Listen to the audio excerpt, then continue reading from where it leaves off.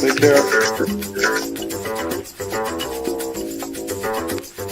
Secure commercial real estate investments, finally made possible in an accessible and affordable way, granting you complete freedom to manage your portfolio. A disruptive and innovative blockchain-backed platform that keeps your money completely secure while efficiently unlocking new possibilities. Sign up today at accrue.co.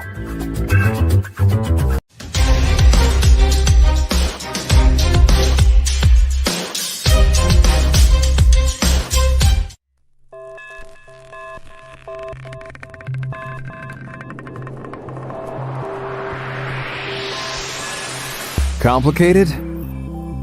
Accrue lets you focus on what is really important: life.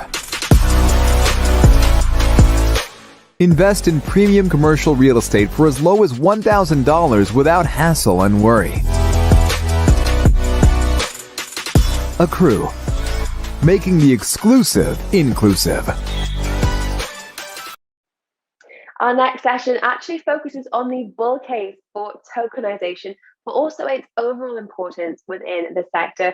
So please welcome our fantastic moderator, Kinsey of Prime Trust. We also have Korn of Manatt and Nascimento of 7cc Blockchain Investments. We have Akin Sawyerr of BarnBridge also joining the discussion as well.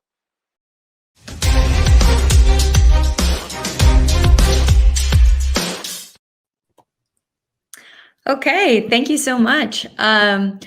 Well, here we are, the bull case for tokenization. I'm Kinsey Cronin, and I'm on the team at Prime Trust and Fund America.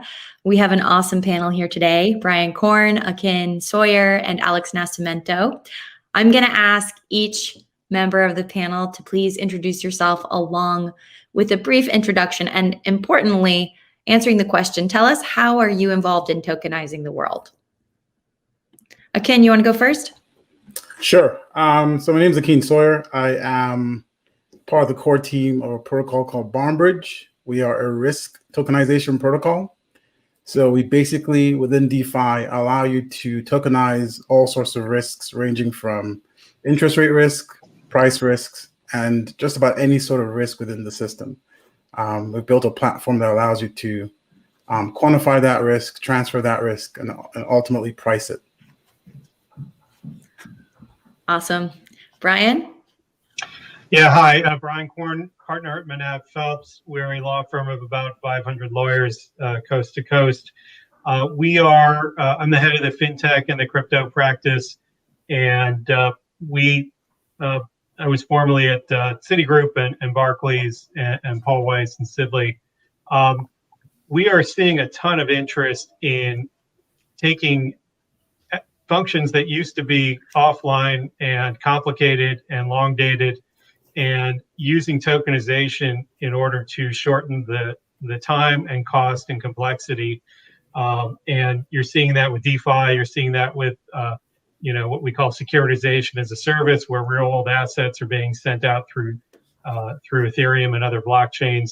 And we definitely see that with NFTs and other nexuses that it has to entertainment, arts, and other providers who can connect directly with their audience.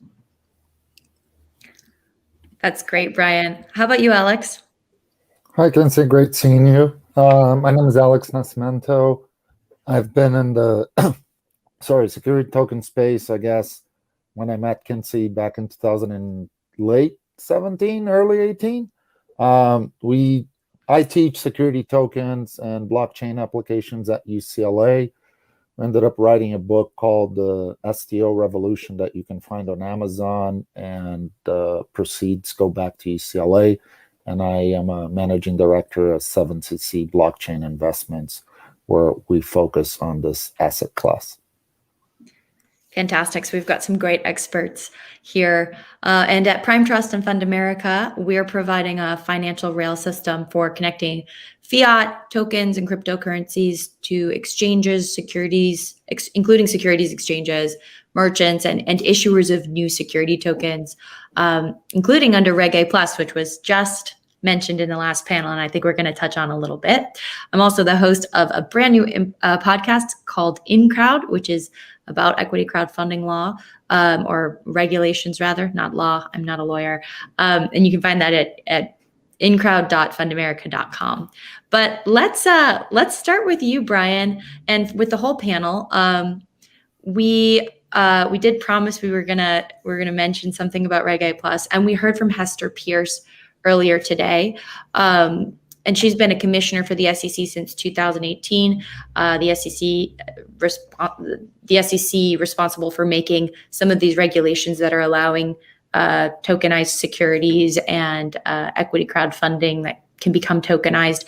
How do you think that the new administration is likely to impact regulatory response to asset tokenization? So it's a really good question. I think that you're going to see a stronger push to protect investors. And that's not just because we have a Democrat in the White House. The SEC is bipartisan by statute, so it will always be 3-2 in favor of one party. And President Biden has appointed Gary Gensler to be chair of the SEC. He was formerly chair of the CFTC under President Obama.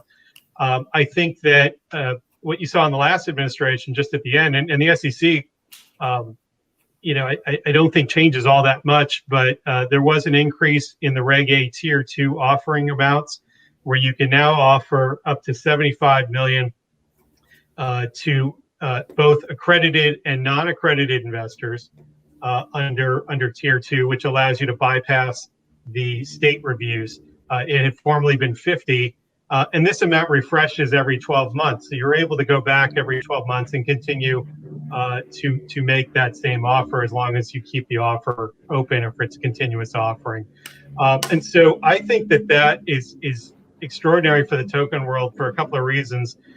When ICOs first came out, people were taking the view that they weren't securities, and therefore I don't need to worry about the SEC. I don't need to worry about Reg D or accredited and exemption or Reg S or being offshore.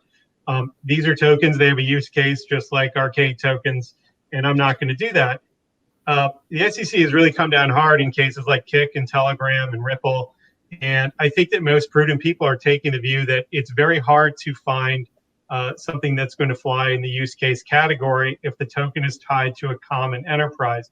If there's a bunch of people in a room that drive the value up, it's likely a security.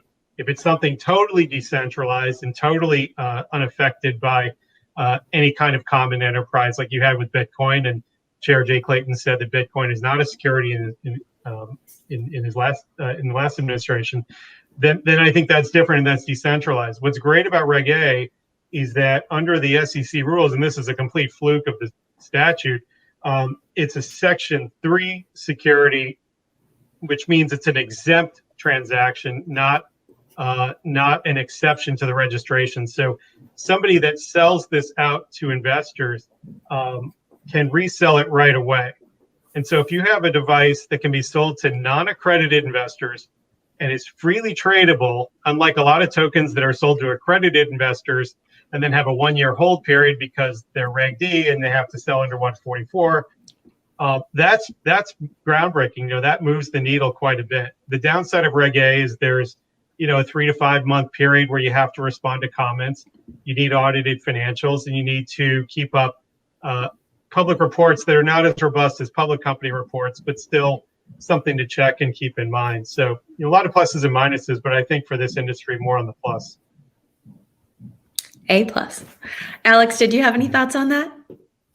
Yeah, no, I think that since we started discussions in the industry about security tokens, the approval of a tokenized security under Reg A or Reg A Plus was always kind of like the holy grail, right? And then back in June, if I'm not mistaken, it was 11th of July or 11th of June of 2019, that was approved. And that was a big kind of opening of the floodgates for the industry. Now we see an increase on Reg A Plus from its previous mark to 75 million. 75 million is a good chunk of change in my book for any company to be raising on a yearly mark. So we keep seeing I think more companies interested in this. I think the main challenge in the beginning when this was approved was that it was quite expensive from a legal perspective to set up a Reg A.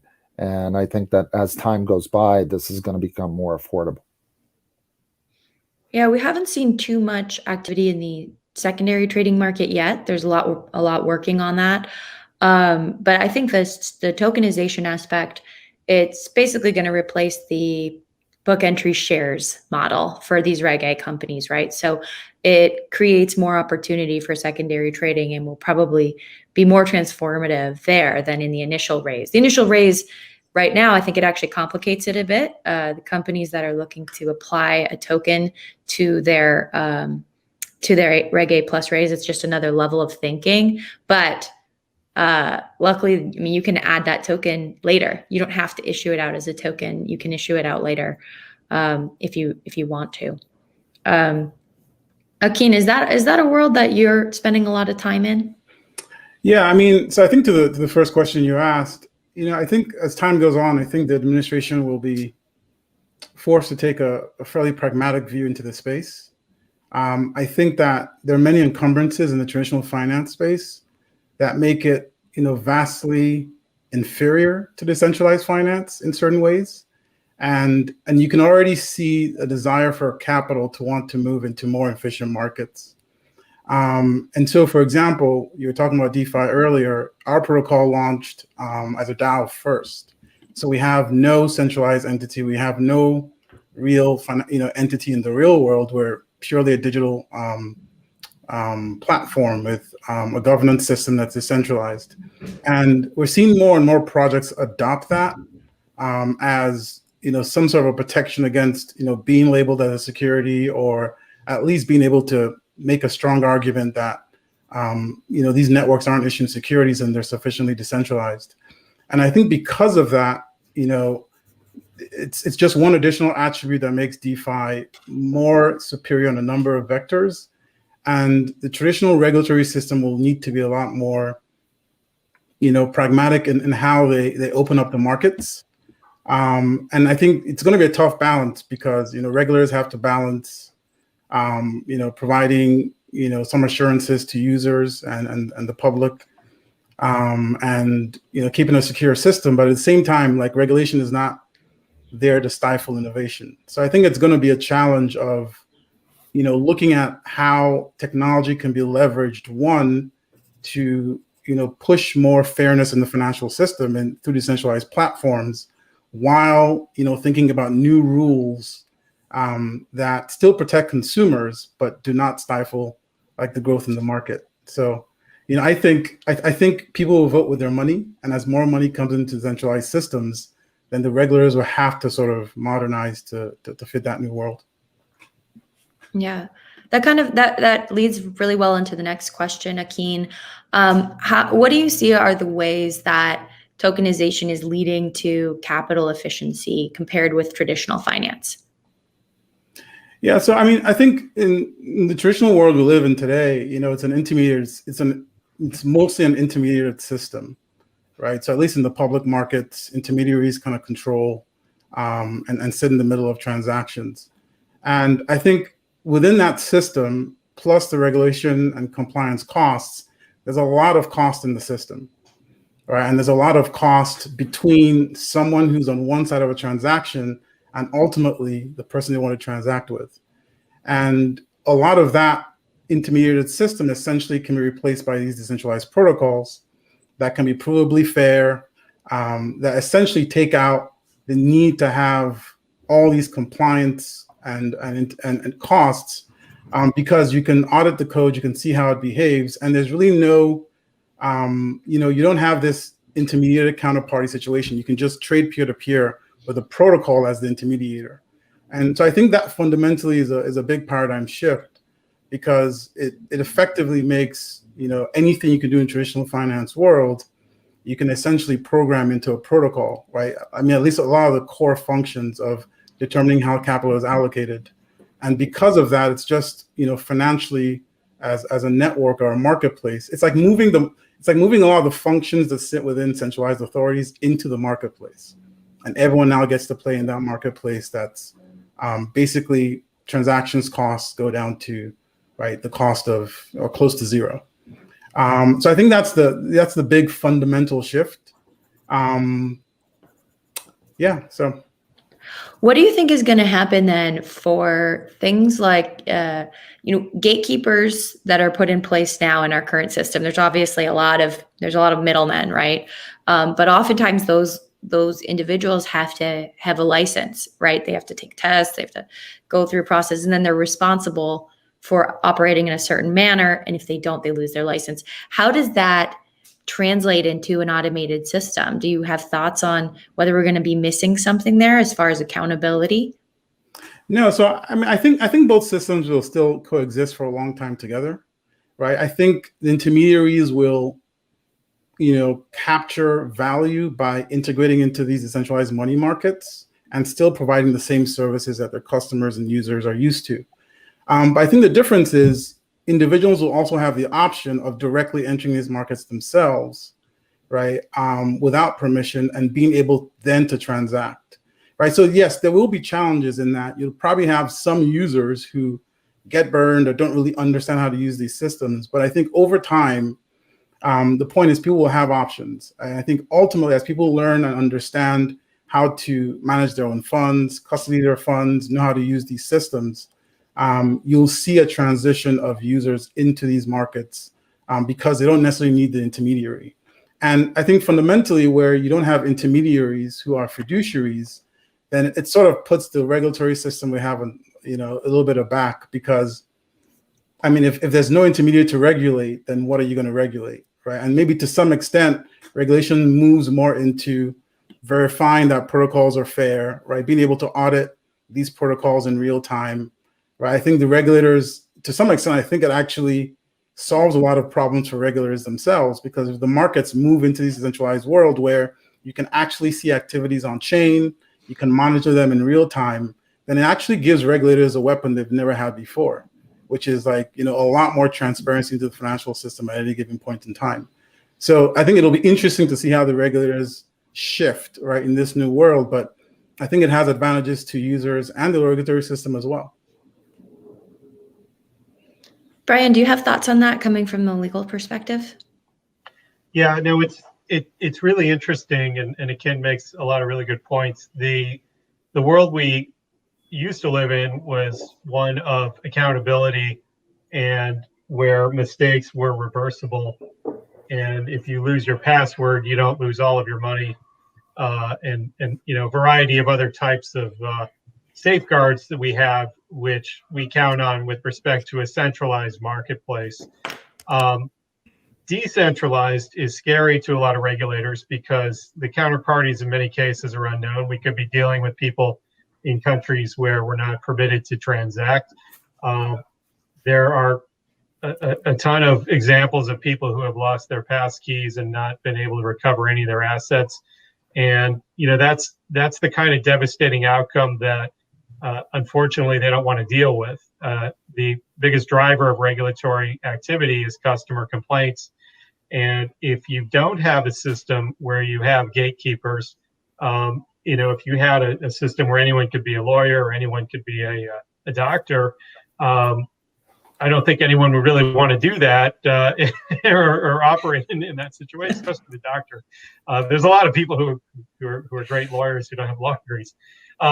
But that's there are rules and there are ways that we've evolved as a society, and I think that DeFi is groundbreaking because it shatters a lot of that structure.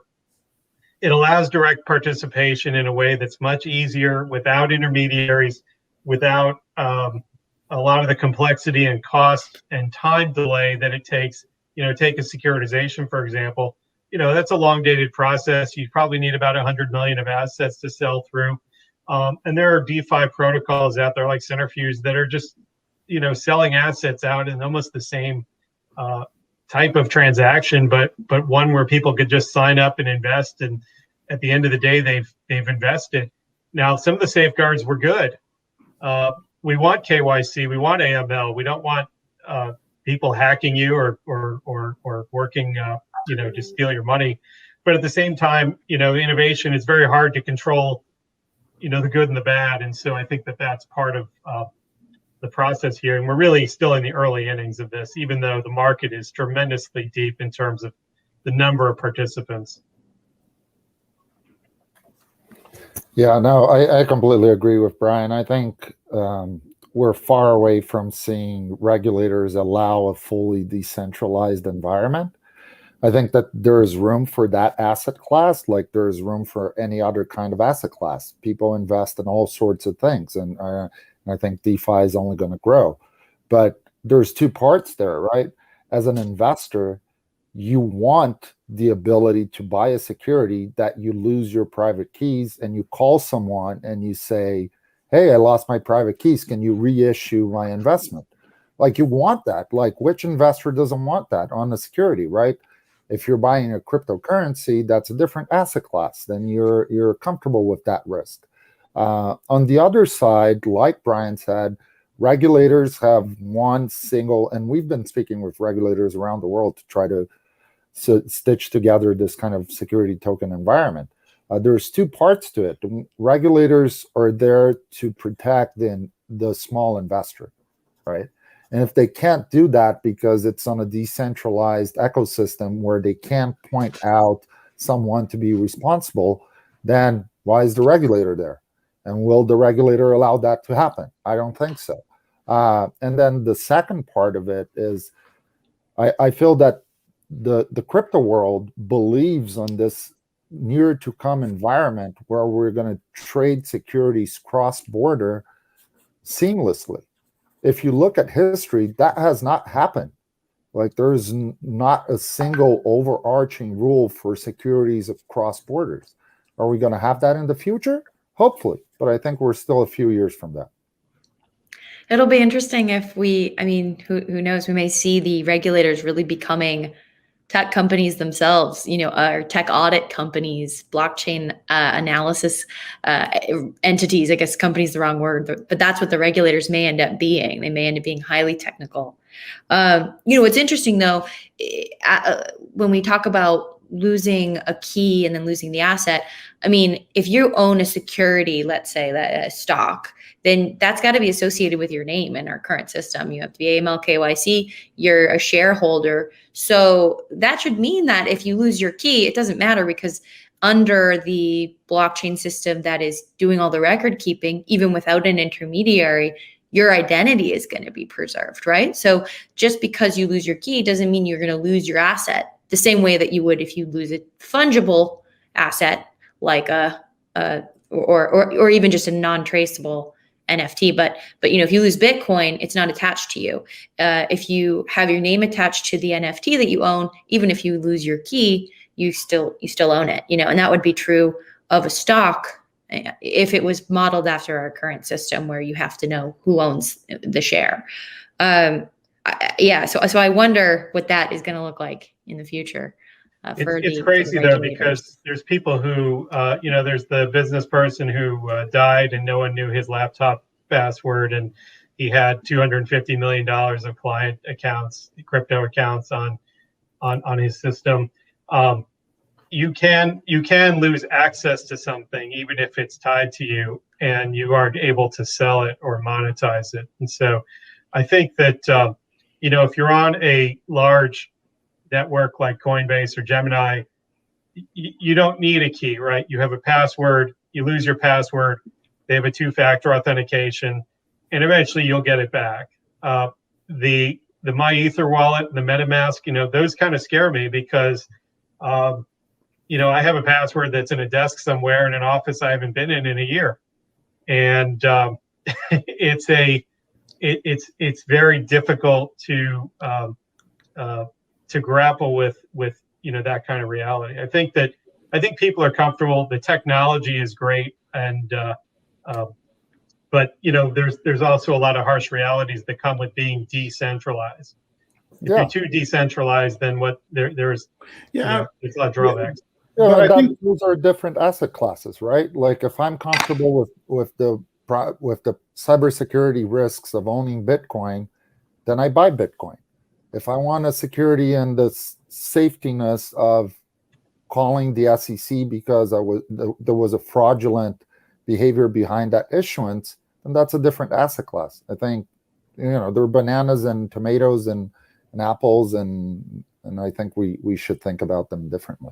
I mean, I think I see it a little bit differently. And I think that even today in DeFi, I think most of the capital in DeFi is actually intermediated capital, right? I think a lot of the capital in DeFi is coming from trading firms that are very sophisticated, have sophisticated systems, have Solidity developers on hand, and they're managing funds for their LPs, right? In the same way they've managed funds for their LPs all throughout history. And I think the nature of, I think over the long term, a lot of the capital in DeFi and into the protocols will just be abstracted out, in my view.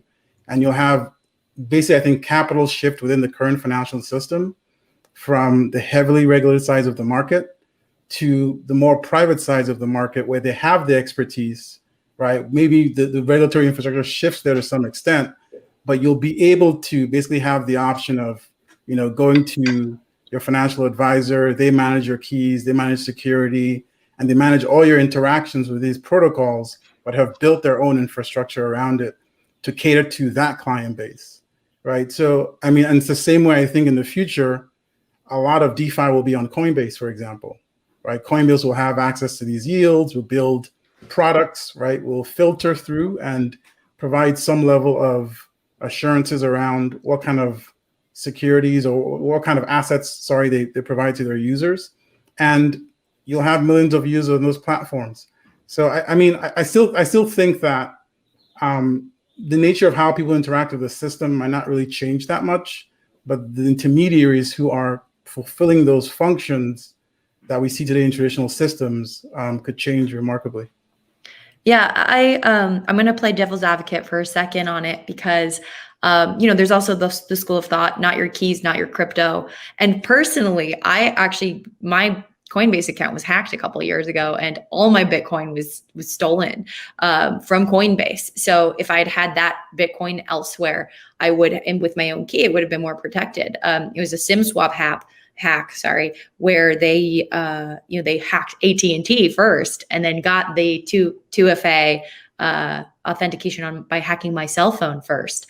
And then that they went through that for Coinbase. So, and there's been a lot of that.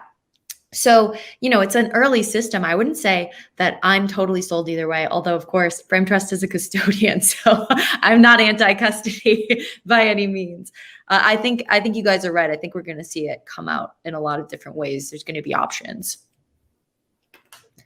Alex, are you seeing a lot of institutional money participating in this security token ecosystem? Yeah, there's a lot of institutional money coming into space, right? And that was the main thesis that drove us to explore the space back in 2017. We're already speaking with some large financial institutions that were playing around with it as a test lab. We saw things like back in 2019 when BTG Pactual issued the first backed bank security token, which was a REIT, and they now paid over already $200,000 in dividends. You're seeing banks like Santander, which in 2019 issued a bond of around $20 million. We talk about security tokens. It was a very interesting experience. I went to Shanghai for a conference where I was not allowed to speak about security tokens, but at the same time, in December of 2019, the Bank of China issued like a $2.8 billion bond via security token. So I think that institutionals and large institutional players are driving that. And we're seeing more institutional money coming into the space as a reflex of that, or as an illustration of that. We're seeing like the price of Bitcoin go higher every time an institutional player comes in. And not a security token, but Fidelity just filed for a Bitcoin ETF, which is probably going to give Fidelity its in-house Bitcoin price index. So yeah, I'm pretty bullish on institutional money and the secured token space. Yeah, I think everybody, that's the common theme here, right? We're just running out of time here. And there is one topic we didn't get to, which I would like to maybe briefly touch on. Onshore, offshore companies. So basically having an onshore operating company, an offshore foundation that's going to mint and issue out the tokens. Brian, do you think that is going to stand up to scrutiny? So far it has, and we'll see if that lasts. The premise of the onshore offshore is you have an onshore issuer and an operating company and a promote company that manages assets, manages subscriptions, does a lot of the legwork, and then there's a decentralized offshore trust or other vehicle, which usually has an unaffiliated custodian. And the premise of this is that that vehicle can be the currency minter for whatever the token is, as a way of taking the security, if it is a security or token, out of U.S. jurisdiction, and also decentralizing it, removing the control element that the operating company has.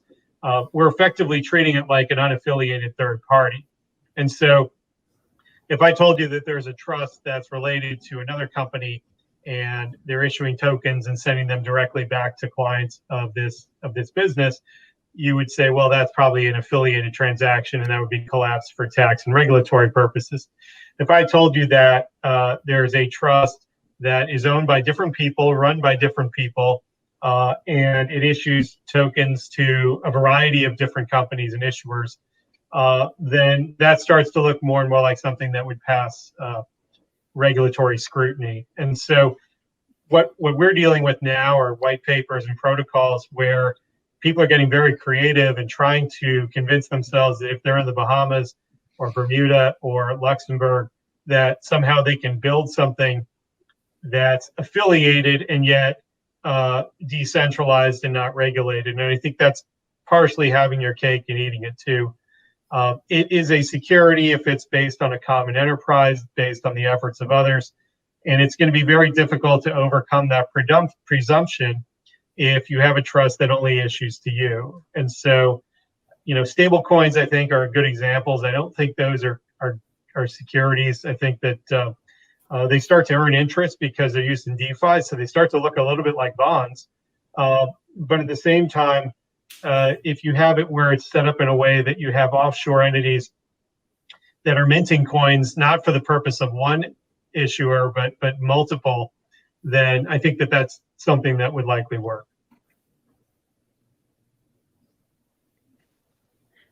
And is there a reason those have to be offshore, the minting company? I mean, is that just to avoid needing to register, or could that be done the same way onshore? So it could be onshore. The offshore element adds a slightly better layer of protection in the event that the legal analysis is wrong. And the SEC or somebody, or a state, actually states are very active too, approach you and say, well, we think this is a security and you're issuing securities out of a Delaware trust to residents of Rhode Island and Massachusetts in violation of law. I think that aspect of it is, scares a lot of people, and there's a lot less interest from regulators, frankly, if you have transactions being done in an addressless virtual world by an offshore entity. Akin, have you been looking into anything like that in your business?